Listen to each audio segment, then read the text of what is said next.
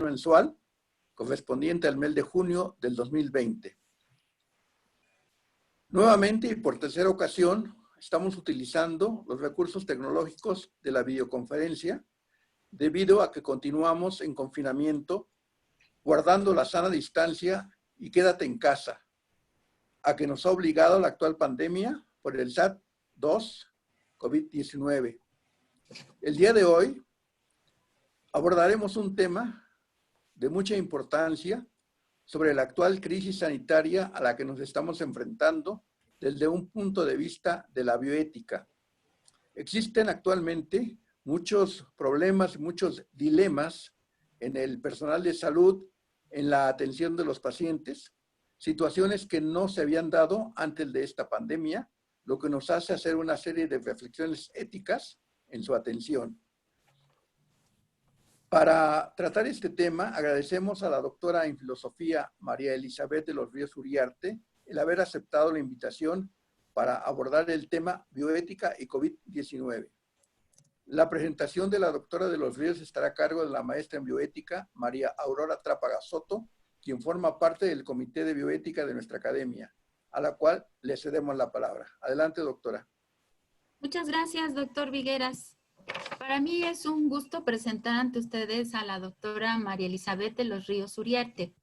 La doctora en filosofía, es doctora en filosofía por la Universidad Iberoamericana, maestra en bioética por la Universidad Anáhuac, México Norte, licenciada en filosofía por la Universidad Iberoamericana, técnico en atención médica prehospitalaria por Summa AC, Scholar Research de la Cátedra UNESCO en Bioética y Derechos Humanos, miembro de la American Society for Bioethics and Humanities, miembro del Colegio de Profesionistas Posgraduados en Bioética de México, miembro de la Academia Nacional Mexicana de Bioética, miembro y secretaria general de la Academia Mexicana para el Diálogo Ciencia-Fe.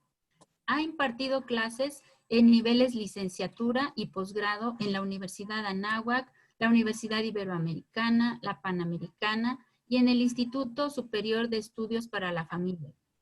Ha participado en distintos congresos nacionales e internacionales de filosofía y de bioética. Ha organizado distintos foros académicos en distintas universidades nacionales. Cuenta con publicaciones en revistas académicas y de divulgación, tanto nacionales como internacionales. Actualmente es profesora y titular de la Cátedra de Bioética Clínica de la Facultad de Bioética de la Universidad Anáhuac. Pues un gusto tenerte con nosotros, Marieli, y pues literalmente te cedo cámaras y micrófonos.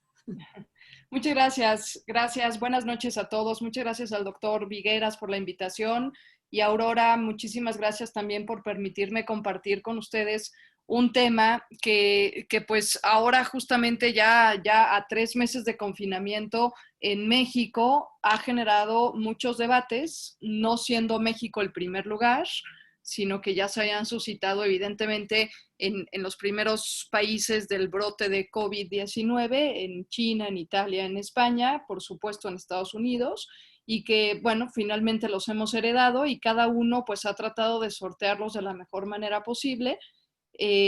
Así que, pues bueno, voy a tratar de compartir con ustedes. Entonces, vamos a estar abordando el tema de algunas consideraciones y dilemas bioéticos que aparecen en el contexto del COVID-19. En estos momentos ustedes pueden estar viendo la pantalla, nada más si me confirman. Sí, sí se ve la pantalla. Sí, está bien. Sí, perfecto, muy bien, muchas gracias. Entonces, bueno, la agenda que vamos a tratar el día de hoy, que vamos a estar tocando, en primer lugar, pues será dar o poner un poco el contexto actual, que siempre es bueno ubicar cifras, ubicar números y ubicar algunas cuestiones que son de actualidad y que, sin embargo, siguen suscitando algunos cuestionamientos bioéticos. Hablaremos muy brevemente para ubicar estas cuestiones, hablaremos de la bioética como la ciencia que puede dar luz hacia estos debates. En tercer lugar, estaremos abordando el dilema bioético del aislamiento o del confinamiento. En cuarto lugar, los dilemas bioéticos para la aplicación de las pruebas de detección. En quinto lugar, los dilemas bioéticos para la distribución de recursos escasos. desde las camas en los hospitales hasta, por supuesto, el tema de los ventiladores. En sexto lugar, abordaremos algunas consideraciones bioéticas respecto de esta distribución y en general que tienen que ver con la atención de pacientes con COVID-19. Y en séptimo lugar, pues hablaremos un poco acerca de los criterios bioéticos en los procesos de experimentación y de investigación, sobre todo ahora que ya estamos en una fase un poco más avanzada del coronavirus y que ya se habla o ya se ve próximamente quizás alguna posible vacuna o algún anuncio de un medicamento, que ya hoy nos despertamos con una buena noticia a todos. Tendremos que ver a ver si la dexametasona funciona como la están prometiendo. Entonces, bueno, el primer punto, hablando un poco del contexto para situar la cuestión, tenemos una situación de una pandemia a nivel mundial. La verdad es que no se ha librado ningún país de tener casos de coronavirus. Ya se ha librado algún país después de haber hecho ciertas medidas de aislamiento, como Nueva Zelanda, pero en un inicio fue una pandemia que azotó a todos los países. Tenemos aproximadamente más de 8 millones de personas contagiadas a nivel internacional y más de 400,000 personas, desgraciadamente, fallecidas. En México estamos en una fase de desconfinamiento progresivo. Sabemos el método del semáforo, todos estamos más o menos familiarizados con ese tema, pero la realidad es que al día de hoy se siguen presentando más de 150,000 contagiados. Es la última cifra que se dio justo hace una hora, a las 7 de la noche, en la conferencia del doctor Hugo López-Gatell. Y tenemos también desafortunadamente una situación de más de 17,000 personas fallecidas. A la fecha no hay una vacuna, aunque hay varias en proceso y concretamente 2 quizás ya muy cercanas.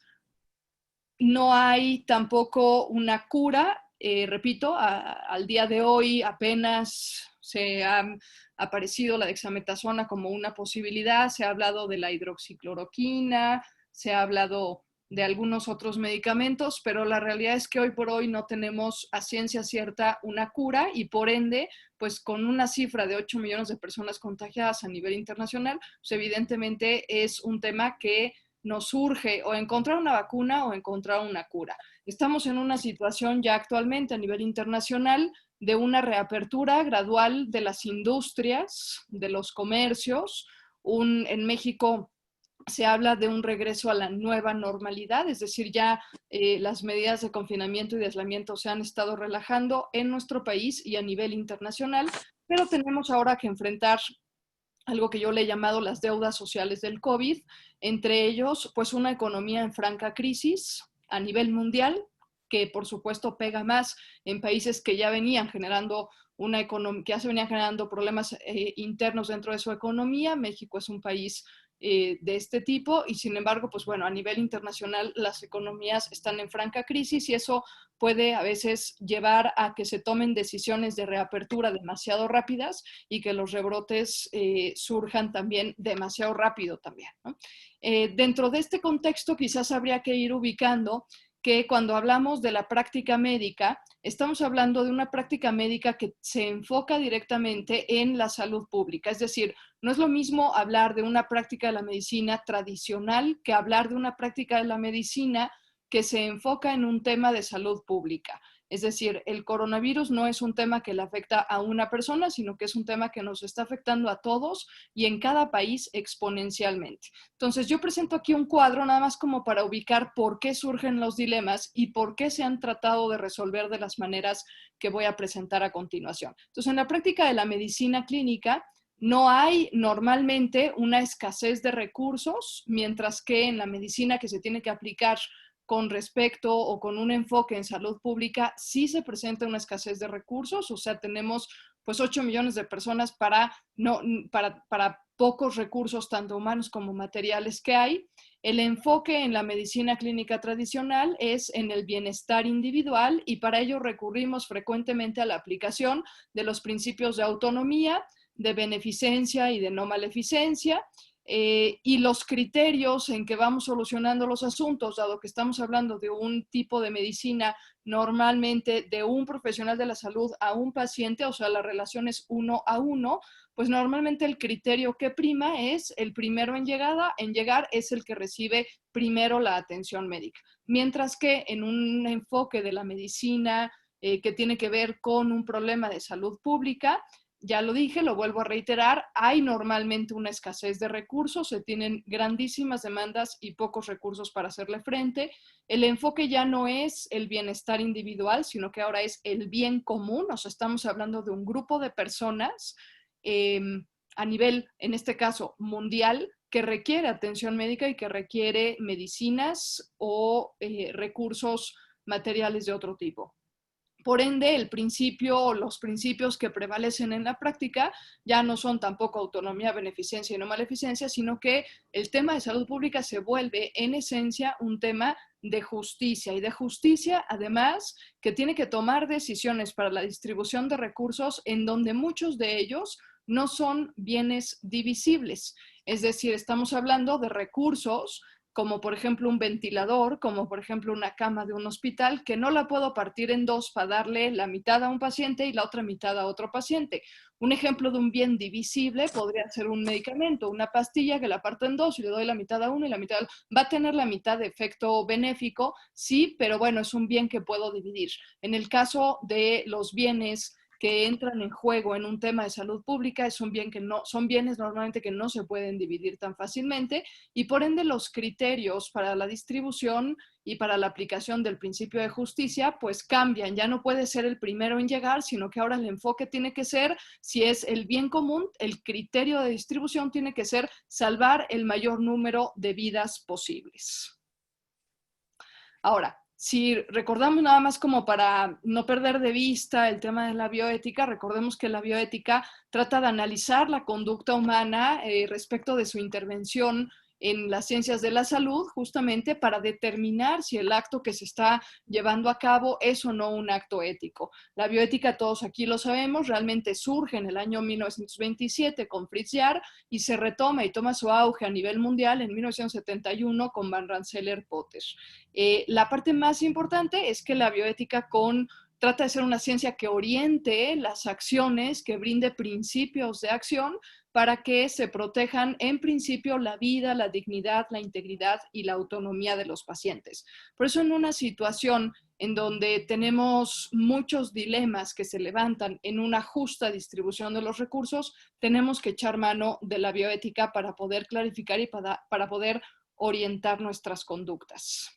Entonces, siguiendo nuestra agenda, empiezo con el primer dilema bioético que es, o que se ha tratado sobre todo al inicio de esta pandemia, sobre el tema del confinamiento. Es decir, si debemos hacer uso de la fuerza pública o debemos de tener confianza suficiente en las autoridades que nos permitan un autoaislamiento voluntario. Y ha habido posturas encontradas. Tenemos países que han hecho uso de la fuerza pública, como Italia, España y Estados Unidos, obligando a la gente a quedarse en casa e incluso imponiendo sanciones para aquellos que salieran sin un permiso de trabajo o que salieran sin una justificación de adquisición de un bien necesario. Pero también tenemos países que han recurrido al autoaislamiento voluntario, como Corea del Sur, Taiwán, Alemania, Finlandia y Suecia.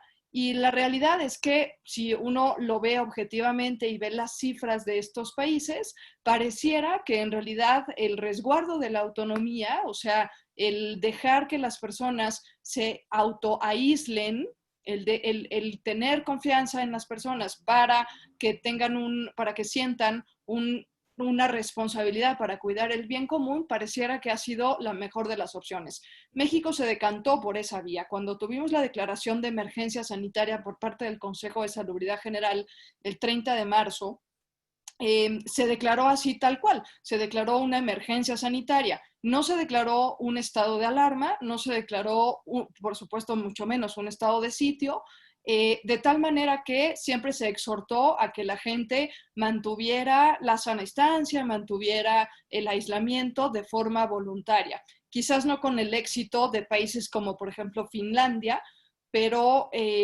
pero bueno, tuvimos ahí, esa fue la vía por la que se decantó, no se suspendieron garantías individuales, se confió más en que la gente íbamos a asumir el principio de sociabilidad y el principio del bien común e íbamos a cuidarnos todos entre todos. En realidad, pues como les dije, ¿no? Hay países que lo lograron controlar así, que la gente entendió, asimiló y actuó en consecuencia con estos dos principios, y hubo países que no y que tuvieron que usar la fuerza, ¿no? El paso del tiempo creo que va a decir mejor quiénes fueron los países que con uno o con otro método lograron actuar mejor ante la pandemia. Aún me parece un poco temprano para admitirlo, pero bueno, aquí el dilema que hay es entre la autonomía, el resguardo de la autonomía de las personas o la supresión de las garantías individuales en beneficio del bien común. Y es lo que hay que discutir y quizás, bueno, ameritaría, por supuesto, también otra sesión completa para este tema.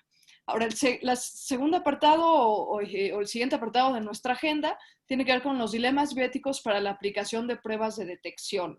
Si ustedes recuerdan, muy al inicio de la pandemia en México, este fue un problema realmente porque había muy poquitas pruebas.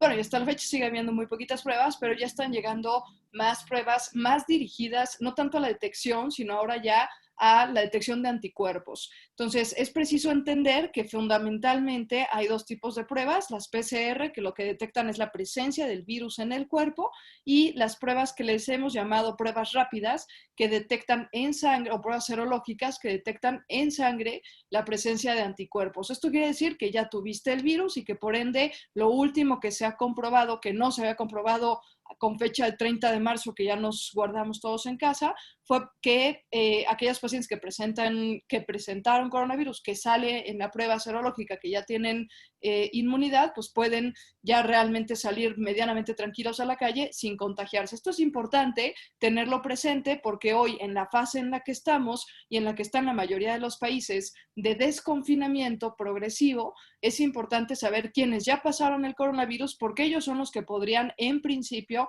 ya empezar a salir y a reactivar la economía. Entonces, sin embargo, bueno, al inicio y todavía, si vienen rebrotes, que es lo más seguro, va a volver a representar un problema y un dilema en bioética, la priorización de estas pruebas. Es decir, a quién dárselas de las poquitas que tenemos, a quién sí se las vamos a dar y a quién quizás pues conviene no dárselas a lo mejor en este momento o no dárselas hasta que se desarrollen más pruebas. Entonces, para esto, desde el punto de vista de la bioética, lo que se aconsejó en países, sobre todo en Italia, y luego cuando el brote estuvo muy fuerte en Nueva York, lo que se aconsejó fue darles prioridad en primer lugar a los profesionales de la salud, por ser ellos los que están en una primera línea de contacto y por ende de mayor exposición. En segundo lugar, que las pruebas fueran o que se les diera prioridad a las poblaciones en riesgo. Sabemos hoy por hoy, y gracias a Dios, la verdad es que México tuvo hasta cierto punto ventaja por encima de los otros países, porque ya cuando nos llegó el coronavirus a nosotros, ya sabíamos bastante de cómo se comportaba, de quiénes eran las poblaciones que estaban en riesgo, etc. Entonces, lo que se propone es darles prioridad a las personas que eran poblaciones en riesgo, esto por dos razones. La primera, porque se comprobó que mientras más rápido se detectara el coronavirus en estas personas, una detección temprana incrementaba las posibilidades de sobrevivencia. Pero sobre todo también porque eran personas, o son actualmente personas, que en su mayoría, por la condición que tienen, diabetes, hipertensión,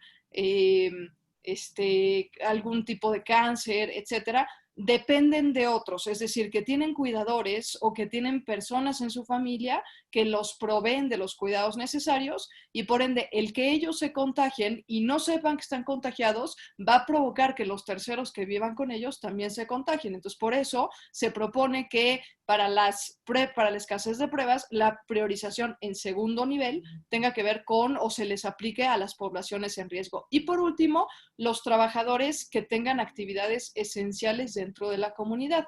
La realidad es que pues hemos estado guardados, hemos estado confinados, tenemos un asunto de salud pública importante, tenemos un virus que puede ser potencialmente letal, pero no nos ha faltado comida, no, los que todavía siguen a trabajar siguen las actividades de limpieza en las vías públicas, siguen las actividades de seguridad, etcétera. Y entonces, por eso se propone que estas personas que tienen actividades esenciales dentro de una comunidad reciban también prioridad al momento de la aplicación de las pruebas. Además, también porque si ellos se contagian, pues esas actividades esenciales se verían francamente mermadas. Pensemos, la más importante de ellas, pensemos en las cadenas alimenticias, ¿no? En las cadenas de los suministros alimenticios, pero bueno, pensemos en muchos otros que realmente no han guardado este confinamiento porque su actividad es esencial para el funcionamiento de la sociedad. Veo que hay algunas cuestiones acá, preguntas en el chat o comentarios. Si quieren, con mucho gusto al final abrimos la sesión para preguntas. Bien, ahora vamos a la parte quizás más controversial que hemos tenido, que también pasaron en los otros países, que es la distribución de los recursos escasos, ¿no? Y principalmente de los recursos materiales, porque sabemos que los médicos desafortunadamente han caído enfermos. El 15% de las defunciones que tenemos en nuestro país corresponde a profesionales de la salud, pero sigue habiendo muchos médicos dispuestos a atender. Entonces, el problema no lo tengo a nivel de distribución de recursos humanos, sino lo tengo a nivel de distribución de recursos materiales. Entonces, lo primero que hay que advertir es que todos los estados y todos los países tendrían, en principio, la obligación de que no llegáramos a una escasez de recursos. Es decir, se tiene la obligación de hacer todo lo posible y de activar todos los mecanismos posibles, incluso de proponer y pasar iniciativas de ley para que ante un escenario donde se prevé que que las demandas pueden sobrepasar los recursos existentes para atenderlas, se hagan, ¿no? O sea, que se hagan todas las medidas necesarias para que no llegáramos a esta situación. La realidad es que, pues lo vimos venir en China, lo vimos venir en Italia, lo vimos venir en España, lo vimos venir en Nueva York, y México actuó en este sentido, en este punto, México actuó tarde, no tuvo la precaución de pedir todos los insumos necesarios para prevenir los casos que se estimaban. Y sin embargo, sigue siendo obligación de todos los países del mundo que no llegáramos a esta situación. Pero bueno, llegamos a esta situación como llegaron muchos otros países también. Y entonces me parece importante, si uno revisa históricamente cuáles han sido los criterios para la distribución de recursos en un escenario o en otro, en una epidemia, que normalmente son las que ha habido, o en una pandemia a nivel ya un poco más histórico, los criterios que se han recurrido o los criterios a los que se han recurrido para una justa distribución de los recursos escasos, pues básicamente son estos que yo propongo aquí, estos 7 que yo propongo aquí. En algunas ocasiones se le ha dado prioridad al primero en llegar. Ya vimos que esa es una práctica propia de la medicina clínica tradicional, pero que no aplica en una situación de escasez de recursos, porque estamos hablando de que hay, y particularmente en nuestro país, hay muchas comunidades suburbanas o incluso rurales que para que tengan acceso a un centro de salud o a un denominado hospital COVID, el tiempo de tardanza puede agravar evidentemente un cuadro sintomatológico y esto provoca incluso la muerte de las personas. Entonces sería injusto que los recursos se distribuyeran conforme al tiempo de llegada, porque habremos unos que tengamos un hospital a 15 minutos y habrá otros que tengan un hospital a 4 horas y media. Sin embargo, históricamente se ha recurrido a este criterio. Luego también se ha recurrido al criterio de atender primero al más grave. Y este es un criterio que tiene una falla principal, y es que a veces lo grave, el nivel de gravedad de un paciente no está en estricta relación o no hay correlación entre el nivel de gravedad del paciente y sus reales posibilidades de sobrevivencia. ¿Qué quiero decir con esto? Que atender a veces al más grave implica que ese más grave se va a morir y que esos recursos se le designaron a una persona que no los pudo aprovechar porque justo por su gravedad se disminuyeron sus posibilidades de sobrevivencia. Entonces, también se ha visto que este criterio no es del todo eficaz en una pandemia como esta. Tercero, atribuirle un determinado valor social a las personas, que va de la mano con el cuarto, atribuirles una utilidad social. Una cosa es valor social. El valor social tiene más que ver con una percepción cultural, educativa, incluso étnica, incluso de estatus socioeconómico, etcétera, de condiciones físicas, etcétera, y la utilidad tiene que ver con la función que realizan dentro de una sociedad, con el tiempo promedio útil de vida que puede retribuirle a la sociedad y los mecanismos que tiene para colaborar en las funciones propias de una comunidad. Sin embargo, cualquiera de estos dos criterios no es tampoco del todo efectivo en una pandemia como estas, porque al final surge la pregunta que queda en el aire: ¿y quién establece y quién pone el valor social de una persona y el valor utilitarista o utilitario de una persona? O sea, tendríamos que pensar en alguien que subjetivamente está estableciendo estos valores y que hoy son unos, pero que después en 10 años van a ser otros. Entonces son valores cambiantes y además con una altísima carga de subjetividad.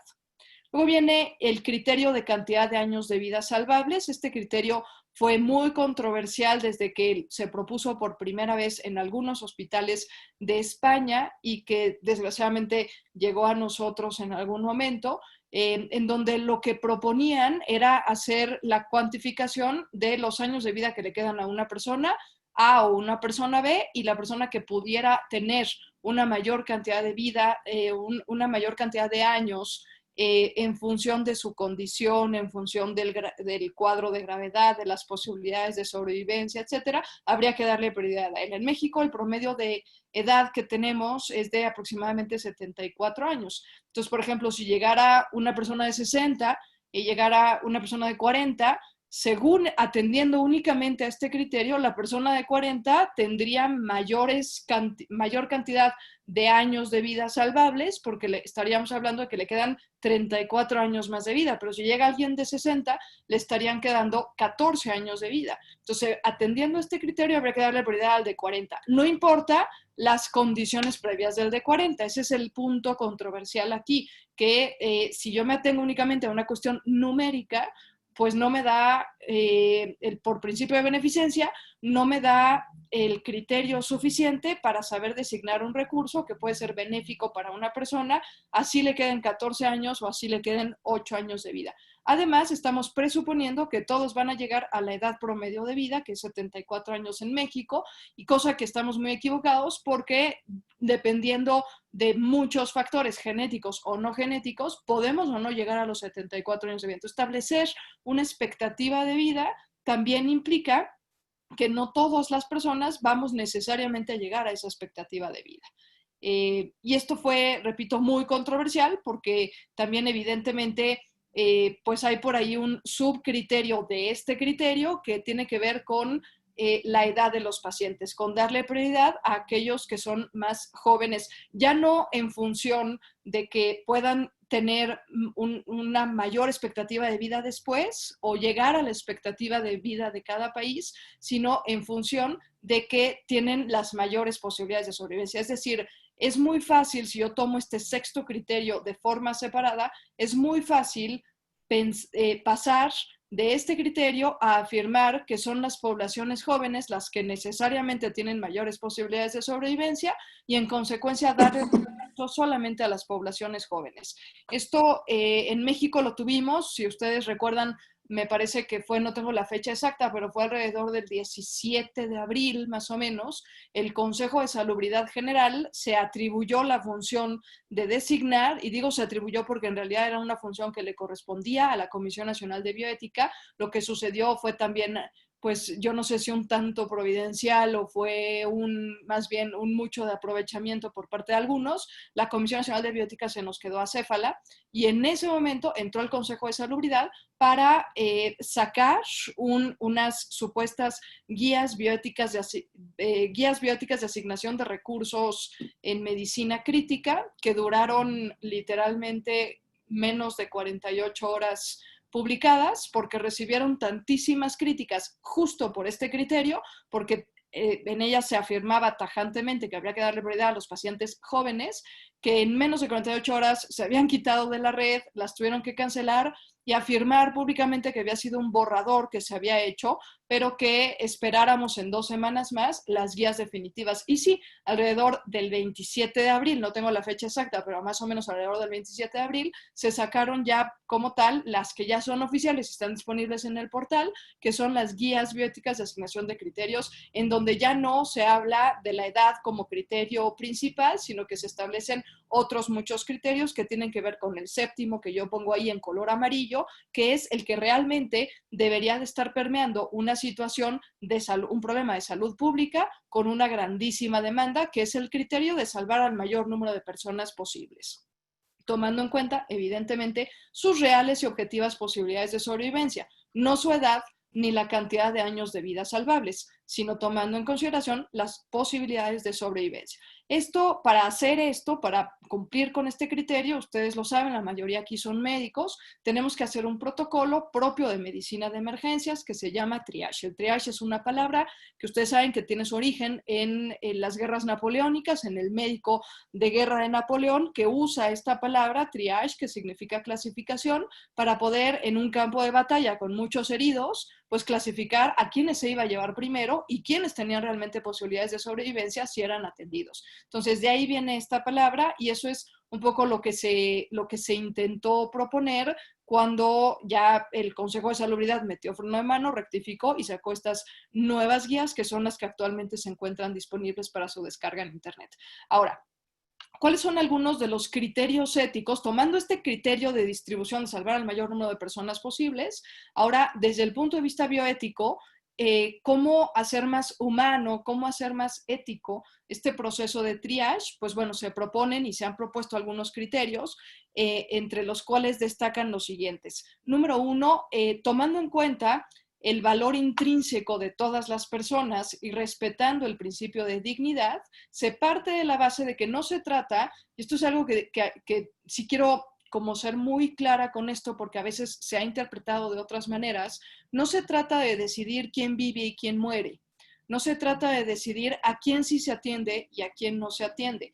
¿Por qué no se trata de eso? Porque la decisión tiene que fundamentarse en el valor que tiene cada persona, en particular, COVID o no COVID, COVID avanzado o COVID temprano, joven o viejo, que es propiamente hablando el principio de dignidad humana. Entonces, no es una decisión de a quién vive y quién muere. Lo que se decide es el tipo de atención médica que cada paciente va a recibir según sus condiciones y según sus posibilidades de sobrevivencia. Ustedes saben que en la Ley General de Salud se contemplan principalmente 4 actividades médicas: preventivas, curativas, de rehabilitación y paliativas. Entonces yo tengo que decidir entre estas 4 qué tipo de atención médica le voy a dar al paciente que se me está presentando. Y en el área designada para hacer el triage respiratorio, tengo que tener los elementos básicos indispensables para poder determinar si ese paciente merece atención curativa porque tiene posibilidades de sobrevivencia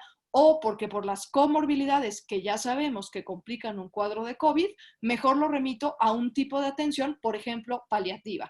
Entonces, de todas formas, se le va a dar atención médica. Si no se le da atención médica, estaríamos incurriendo en además de una falta grave ética, estaríamos incurriendo en un delito, porque en el artículo 4 constitucional se establece el derecho a la protección de la salud. Entonces, no es un asunto de decidir quién vive y quién muere, como algunos lo han querido plantear. Es un asunto de decidir qué tipo de atención médica le voy a dar a cada paciente según las condiciones en las que se me está presentando. Esto en función del principio de dignidad.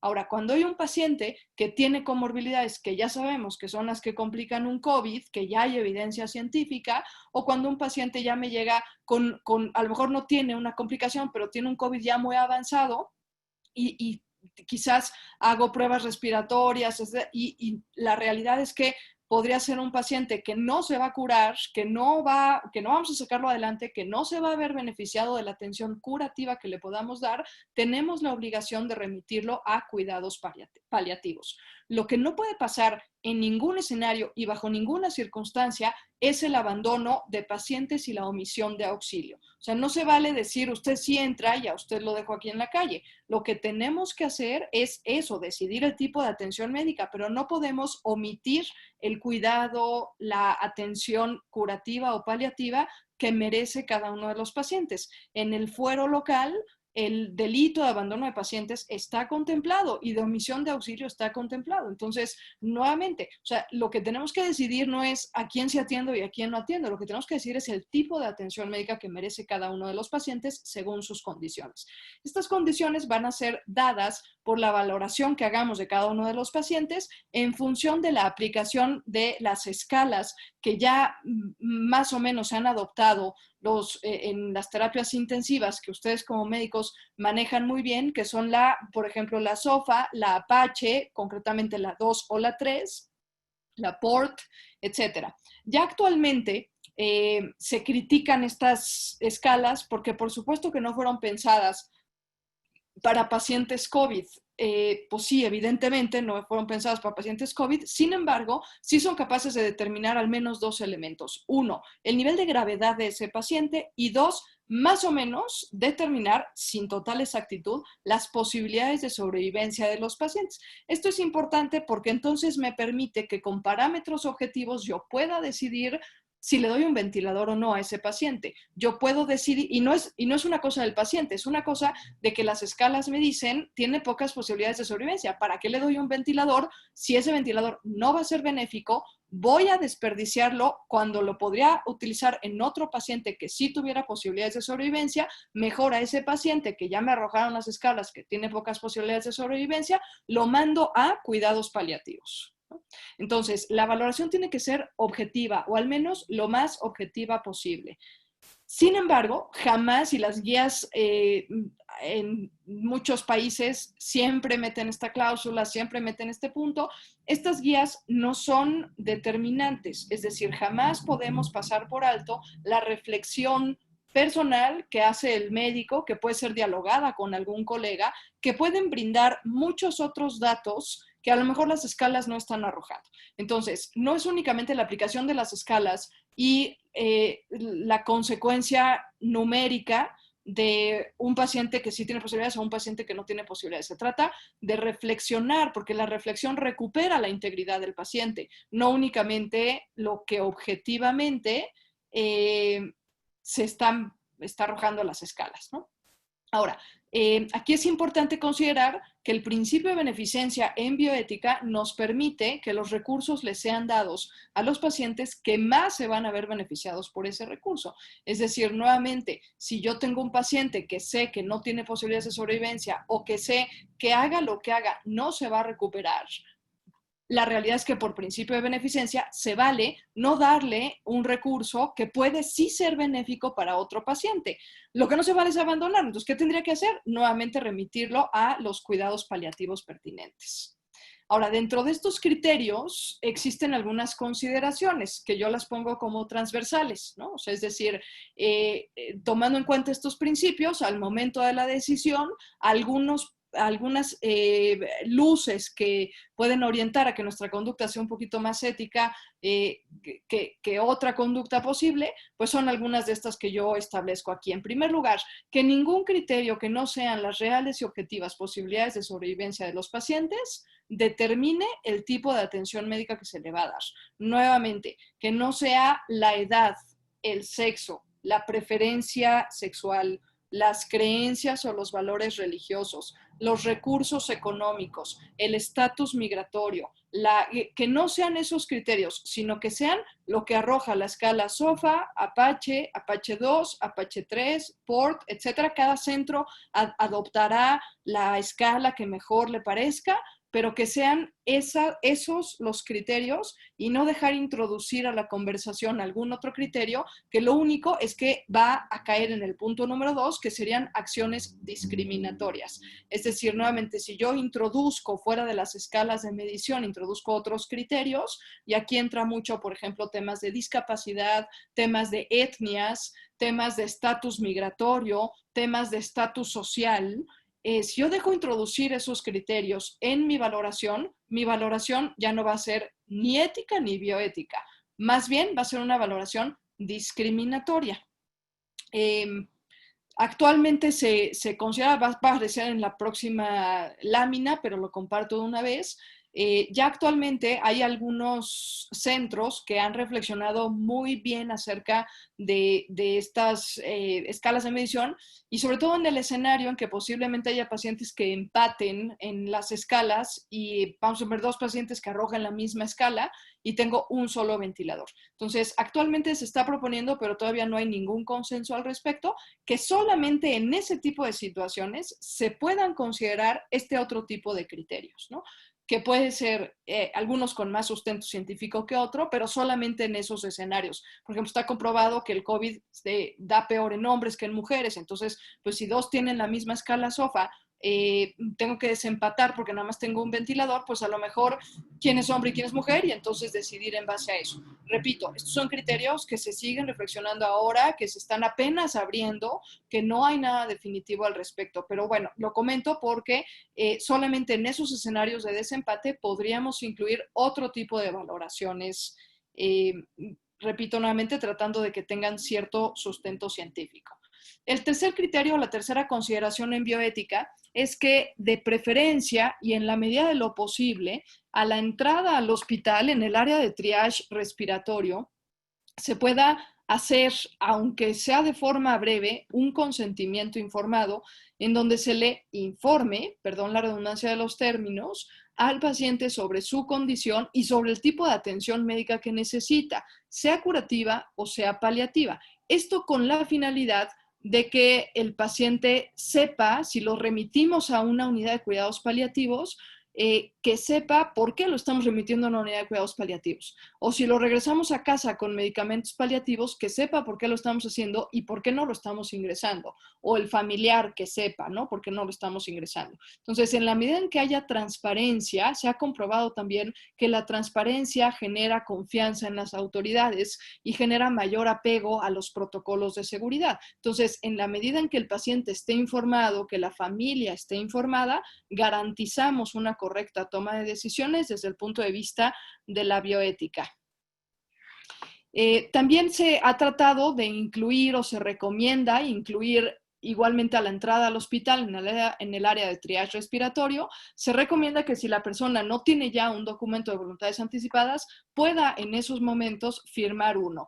Afortunadamente, la ley de voluntades anticipadas, que la tenemos desgraciadamente no a nivel federal, sino en algunos estados de la República, la tenemos desde el 2008, permite 2 escenarios. Cuando no haya riesgo para la salud, la ley dice que podemos acudir a un notario para firmar un documento de voluntades anticipadas. Pero si la salud ya está comprometida y está en riesgo, la ley contempla la posibilidad de descargar de internet un formato en donde simplemente se lee y el paciente firma con 2 testigos presentes.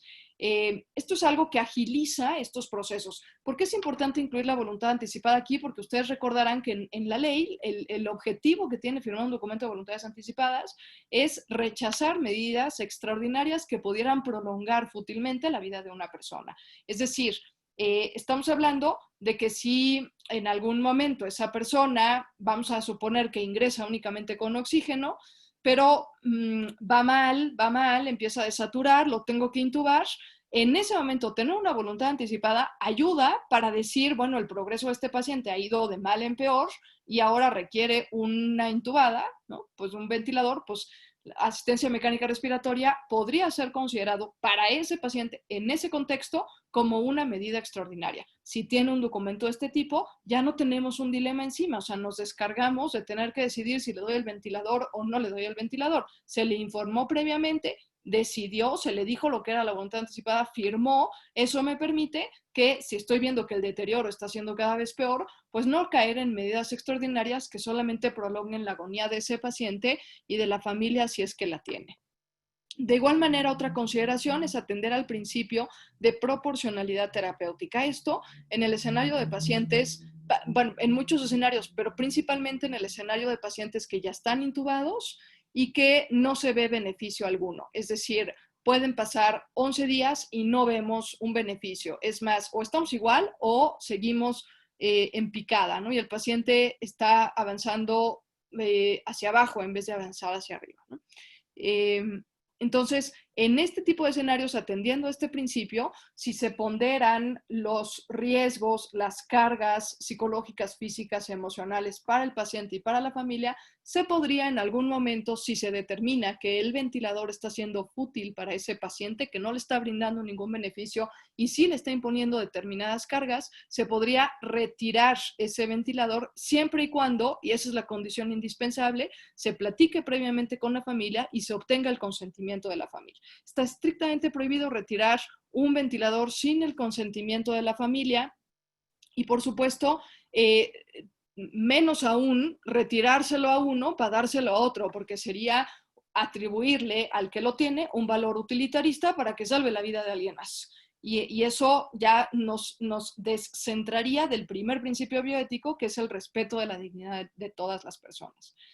Si el paciente ya no puede expresar su decisión, la decisión, recordemos, que cae en los disponentes secundarios. O sea, si el paciente no firmó una voluntad anticipada y ya no puede expresarlo, podríamos en algún momento obtener el consentimiento de la familia o de, bueno, los disponentes secundarios, según la ley, tienen un orden jerárquico, principalmente es el cónyuge, si no hay cónyuge son los padres, si no hay padres son los hijos, si no hay hijos son los hermanos y así sucesivamente. Entonces siempre va a haber alguien a quien le podamos preguntar y siempre va a haber alguien que pueda autorizar, por ejemplo, un tema tan delicado como el retiro del ventilador. Y el séptimo punto es lo que ya les había comentado. Se ha discutido mucho y ha sido muy controversial. El primero en sacar el criterio fue el Hastings Center en Nueva York, en donde se dijo, ¿no? Si hay dos pacientes que arrojan la misma escala SOFA o la misma escala Apache, pues el desempate, y así lo dijo el Hastings Center, tendría que ser usando un método aleatorio o azaroso para poder decidir, casi tirando una moneda al aire o haciendo una especie de sorteo o de rifa. Esto fue muy controversial en un momento cuando recién salió. Pues la verdad es que hizo clic en muchos y fue muy bueno para resolver la situación, pero si uno lo ve desde el punto de vista del principio de dignidad de la persona, pues la vida de una persona no puede quedar sujeta al azar. Entonces tendríamos que pensar en otros criterios que nos permitieran una valoración no azarosa para hacer un desempate entre dos pacientes que tienen las mismas posibilidades de sobrevivencia. Las guías que son ya oficiales en nuestro país, que están disponibles en el portal de internet, contemplan esta situación y lo resuelven bastante bien. Ellos lo que proponen, el Consejo de Salubridad, lo que propone es que en caso de empate, número uno, el criterio debería de ser la evidencia científica. Esto que yo les comentaba, sabemos que da peor en hombres que en mujeres, entonces, si fuera el caso, tendríamos que darle prioridad a una mujer que en vez de a un hombre, en este escenario, solamente en caso de este escenario que les estoy planteando, que arrojen la misma escala de SOFA con las mismas posibilidades de sobrevivencia, o bien las guías contemplan otro criterio que me parece muy acertado, que es el criterio de darle prioridad a aquellos que, o a aquel paciente que pueda pertenecer a un grupo en desventaja, ¿no? O a un grupo en situación de vulnerabilidad, por ejemplo. Entonces, me parece un criterio apropiado que cumple con el principio de dignidad y que puede arrojar luces para resolver esta situación, ¿no? Repito nuevamente, hoy por hoy lo que tenemos en la mayoría de las guías, en la mayoría de los países, es esto que está puesto en la lámina. O sea, deberá recurrir a un proceso aleatorio que apele al azar. Se está trabajando en criticar este proceso aleatorio del azar y proponer una valoración un poco más integral en donde quizás incluyamos el estado de necesidad de la familia, el lugar de residencia del paciente, etcétera, ¿no? Es decir, solamente aquí podríamos introducir otros criterios que no fueran únicamente las escalas de medición. Ahora, algunos otros dos temas importantes en bioética que aparecieron también en todos los países y también los arrastramos en México fue el tema de la objeción de conciencia. En algún momento se dijo que si los médicos podían objetar conciencia de atender pacientes COVID, y la realidad es que cuando uno analiza la objeción de conciencia, uno no puede desentenderse del deber ético y, por supuesto, del deber médico de atender a un enfermo. Es decir, la objeción de conciencia no puede aplicarse en una situación de enfermedad por COVID o por no COVID. Sin embargo, lo que sí se trabajó y lo que sí se dijo en algún momento es que si la objeción de conciencia podía llegar a ser válida siempre y cuando tuviera que ver con que no fueran provistos de los insumos necesarios del equipo de protección personal para hacerle frente a una pandemia como estas, o sea, para evitar el contagio, pero siempre tenía que haber alguien con los pacientes, es decir, podían hacer guardias o podían rotarse, pero no se podía abandonar al paciente solo por no contar con el recurso de protección personal. O se lo turnaban, pero no podíamos dejar solo al paciente, o no podíamos abandonar la atención médica por completo.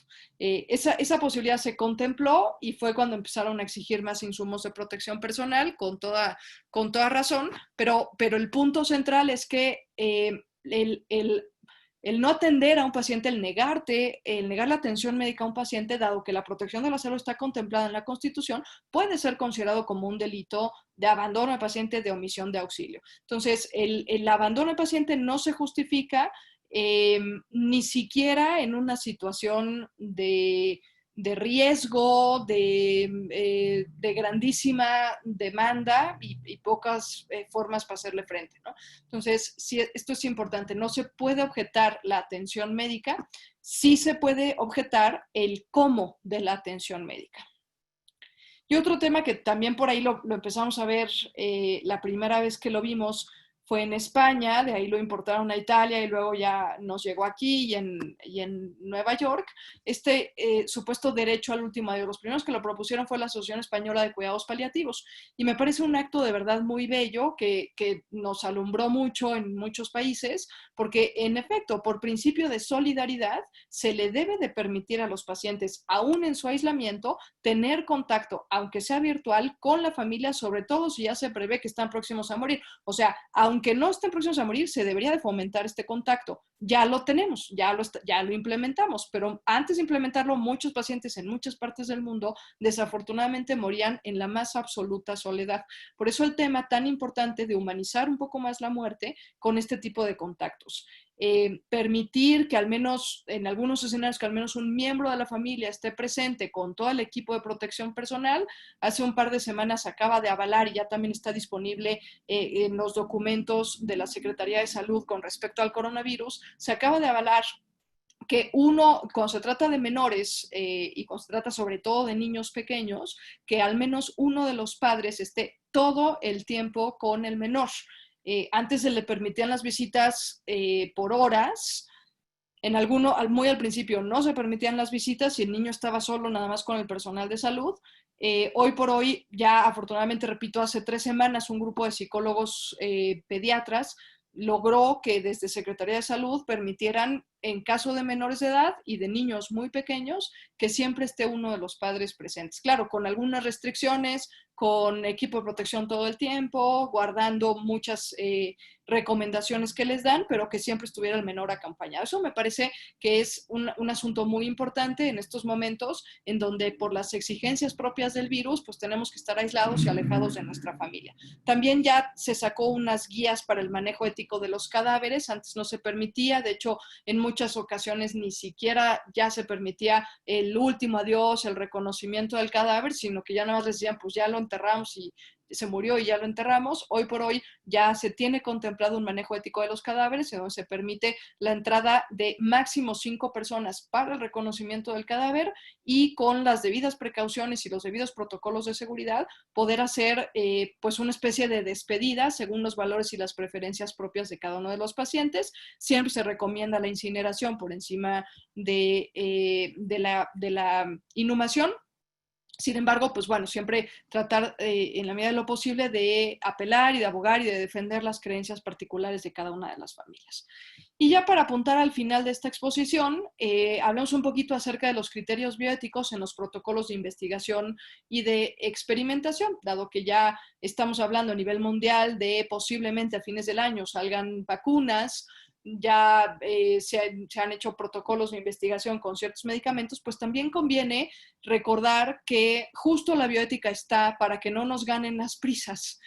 Todos tenemos una urgencia, todos tenemos una necesidad muy importante, ya sea propia o para nuestros seres queridos, pero la urgencia no debe ser el criterio que conduzca las investigaciones. Para eso está la bioética y para eso hay una orientación de qué tomar en cuenta en estos protocolos. Lo primero es decir que se vale es éticamente admisible que se conduzcan protocolos de investigación en casos de emergencias sanitarias. Sí se vale, sí se puede, de hecho es deseable. La bioética jamás se va a oponer a una experimentación, a una investigación, pero sí va a procurar que se cumplan los criterios bioéticos de protección de las personas involucradas.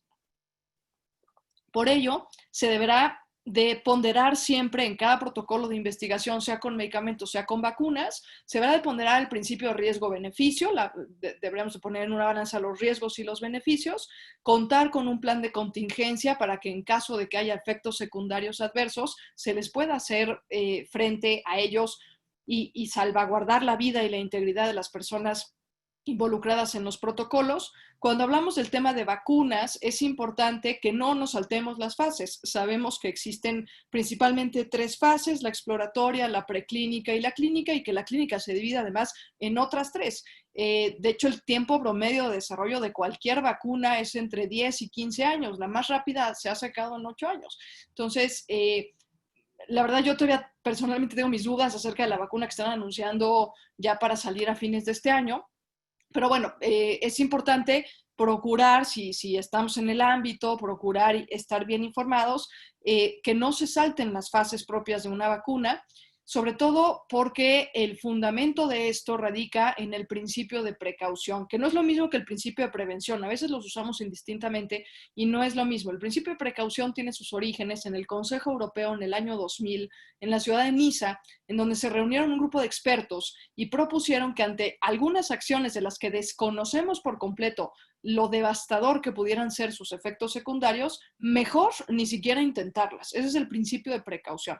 El principio de prevención es más moderador. El principio de prevención es una vez realizado el acto, pues ir poco a poco haciendo más acciones, sobre todo porque pudieran en algún punto tener efectos secundarios adversos, ¿no? Entonces, mientras que el principio de prevención te permite actuar, el principio de precaución te frena hasta que el escenario se vea más o menos claro, o hasta que podamos tener esto que yo dije antes, el plan de contingencia que proteja a los sujetos que pertenecen al grupo de investigación. Ponderar riesgo-beneficio, por supuesto, contar con los debidos mecanismos de protección de los sujetos vulnerables. En bioética sabemos que tenemos al menos 3 documentos, tenemos muchos más, pero al menos 3 documentos históricos que ya han abordado el tema de los sujetos en los protocolos de investigación: el Código de Nuremberg, la Declaración de Helsinki y el Informe Belmont. En nuestro país, la Ley General de Salud tiene un reglamento en materia de investigación para la salud, en donde da criterios éticos que pueden ayudar para que las investigaciones pues puedan ser un poquito más éticas, y sobre todo que se salvaguarde siempre y en todo momento la vida, la dignidad, la integridad y la autonomía de los pacientes involucrados.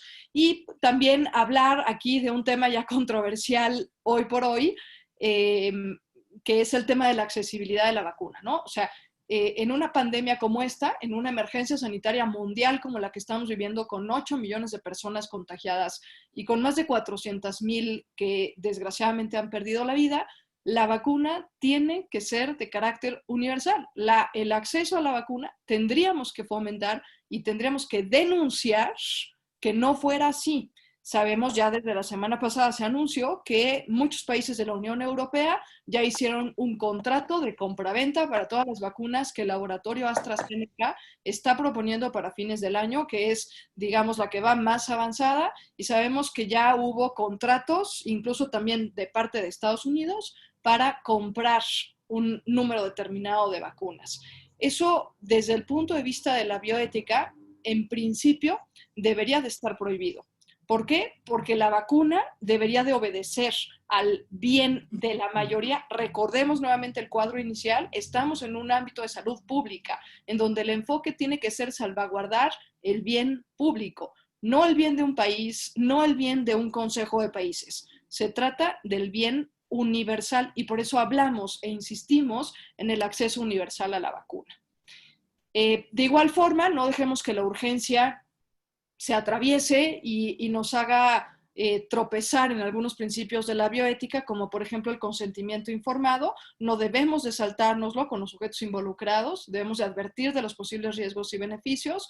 No dejemos que la urgencia nuevamente nos haga incumplir esta parte tan importante de tener información. Recordemos que en la medida en que hay información, hay capacidad para decidir.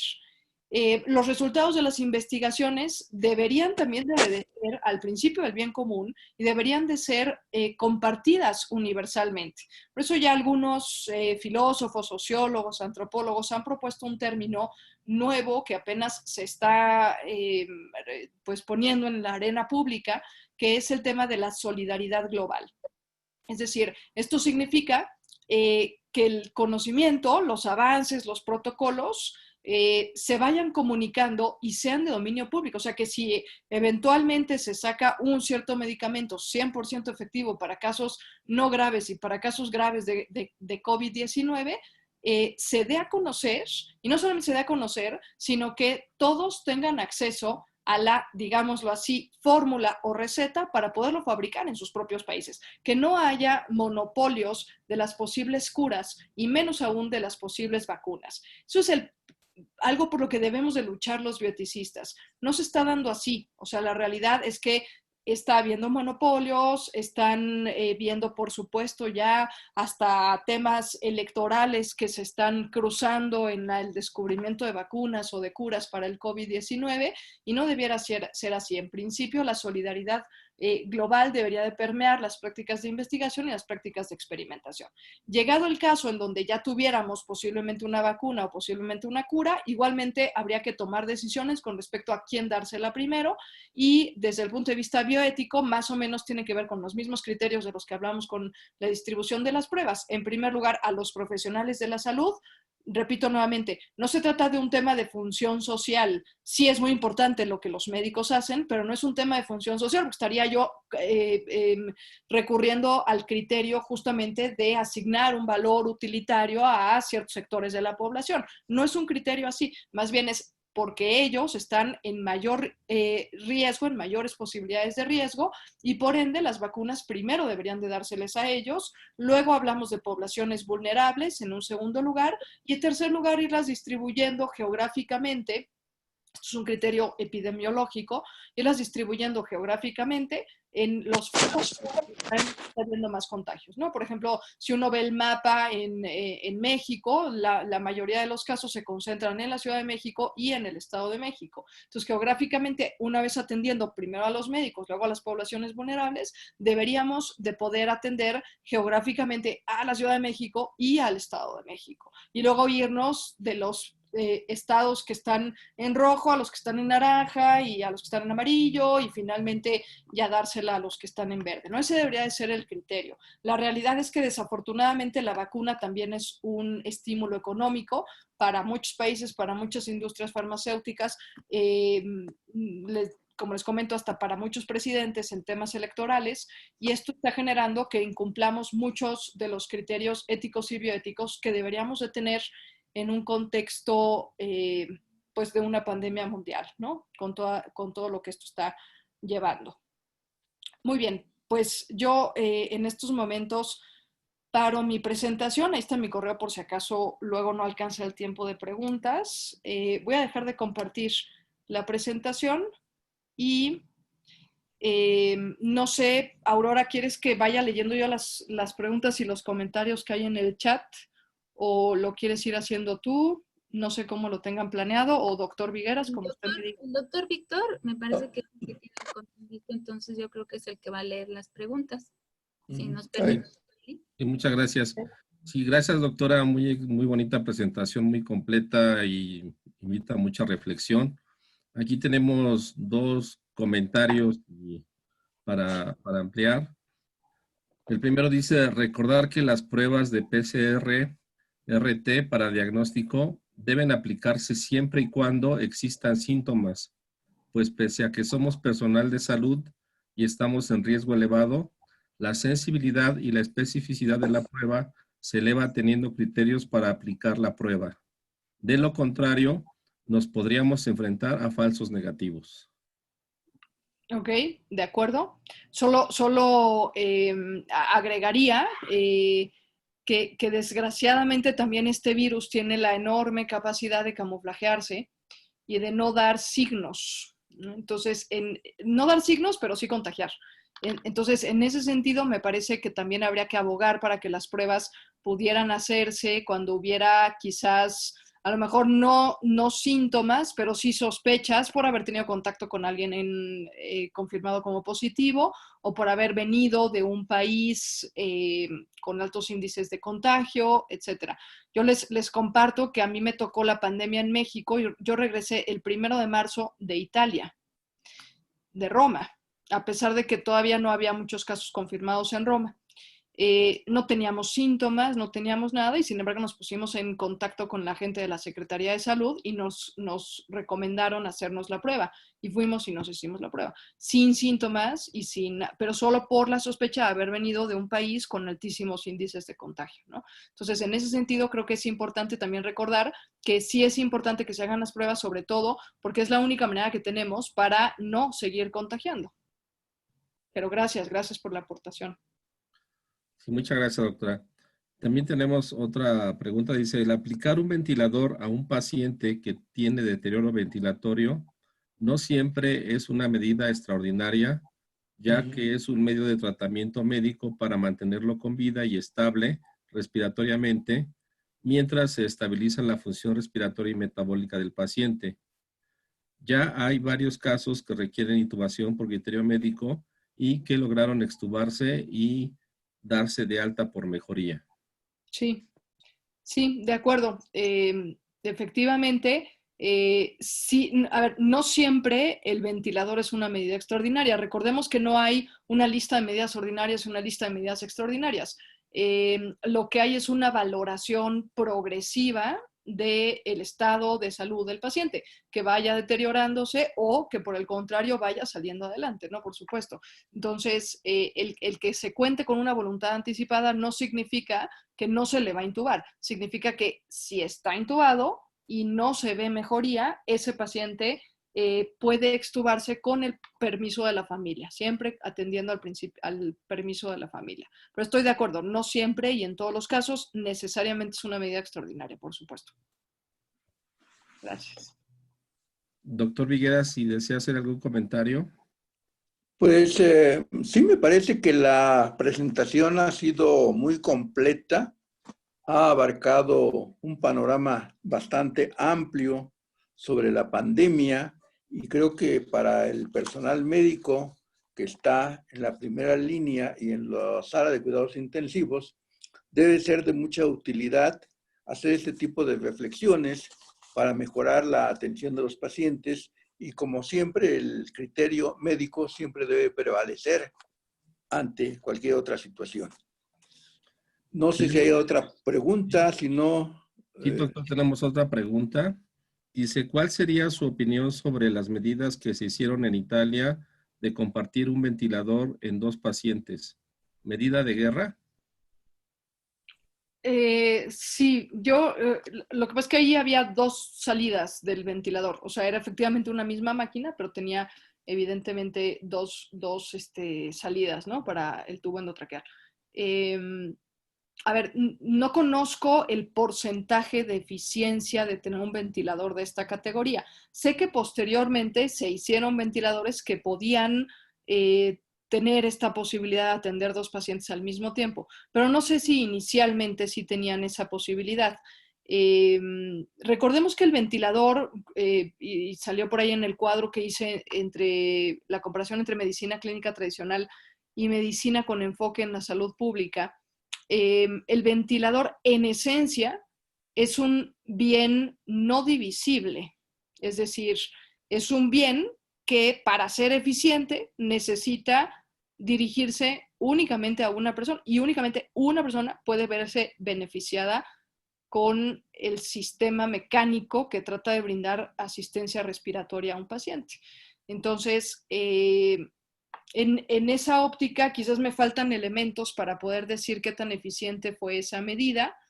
Desde el punto de vista de la bioética, Si se baja el nivel de eficiencia de ese ventilador por tener 2 pacientes conectados, no estamos cumpliendo el principio de beneficencia, por ende no sería ético compartir un bien, ¿de acuerdo? Pero sí se comprueba que puede tener eficiencia en los 2 pacientes, aunque quizás en un menor grado que lo que tendría en uno, pero que sí puede darle beneficencia a los 2 pacientes, pues entonces sería ético proceder para hacer esa distribución. Lo que sí sé es que luego se desarrollaron ventiladores que sí ofrecían esa posibilidad con igual índice de eficiencia para ambos pacientes. En ese sentido sería apropiado. No creo que sea una medida de guerra, porque la medida o la medicina así llamada de guerra o la medicina de emergencias, el criterio no es dividir los bienes, el criterio es salvar al que mayores posibilidades de sobrevivencia tenga. Yo no puedo cortar un torniquete en 2 y ponerle la mitad a uno y la mitad al otro porque no me va a hacer la presión suficiente para detener una hemorragia. Entonces, lo que tengo que hacer es ver cuánta sangre ha perdido uno y cuánta sangre ha perdido otro, ver en qué grado de shock se encuentra y en esos momentos decidir a quién de los dos le aplico el torniquete. Entonces, no creo que tampoco pueda ser considerada una medida de medicina de guerra. Pero bueno, me faltan elementos para determinar el nivel de eficiencia de ese ventilador compartido inicialmente. Gracias por la pregunta. También tenemos aquí un comentario. Dice, el principal problema del documento de la Comisión de Salud es que no se consultó a los médicos que atienden urgencias y terapias intensivas. De ahí los absurdos prácticos. Sí, de acuerdo. Fue una de muchas fallas que tuvieron al principio. Luego trataron de hacer una especie de consulta. No con el suficiente quórum y no con los mecanismos informativos suficientes para que pudieran atender la reunión justamente los intensivistas y justamente los urgenciólogos, que son los que iban a tener que tomar este tipo de decisiones. Y sí, coincido, o sea, efectivamente fue un error que se tuvo en las guías.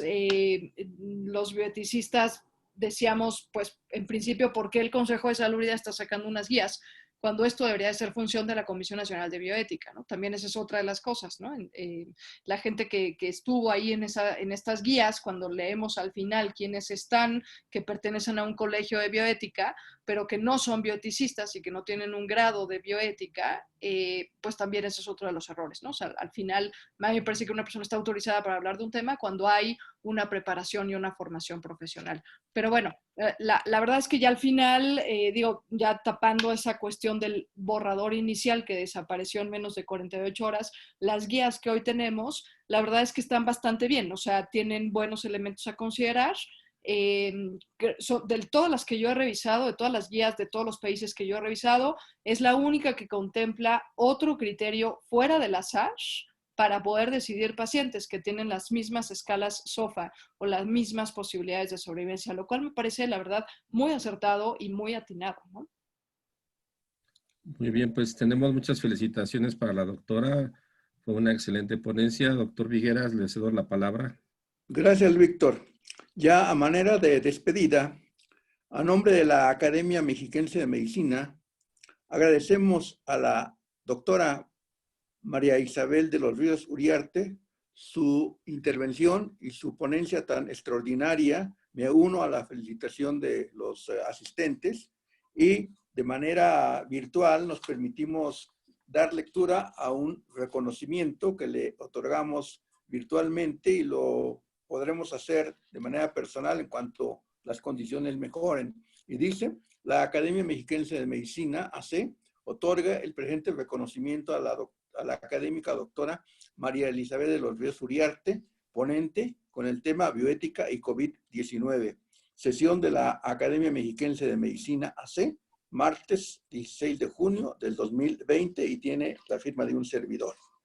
Y antes de retirarme, también quiero agradecer a todos los que han hecho posible la realización de estas sesiones, principalmente al doctor Víctor Manuel Gutiérrez Gómez por su apoyo técnico, a la doctora Trápaga por la presentación y también al Consejo Directivo por su apoyo y los esperamos que nos veamos pues, virtualmente en el mes próximo. Muchas buenas noches a todos y adiós. Muchas gracias, doctor. Gracias, Aurora. Muchas gracias a todos. Muy buenas noches. Y buenas noches a todos. Sí, Gracias. buenas noches. Gracias, Marieli, por la participación y felicidades. al Excelente. contrario, Aurora, muchas gracias a ti por la invitación. Gracias a la academia, gracias a todos los que se conectaron y buenas noches a todos. Buenas Bueno. noches.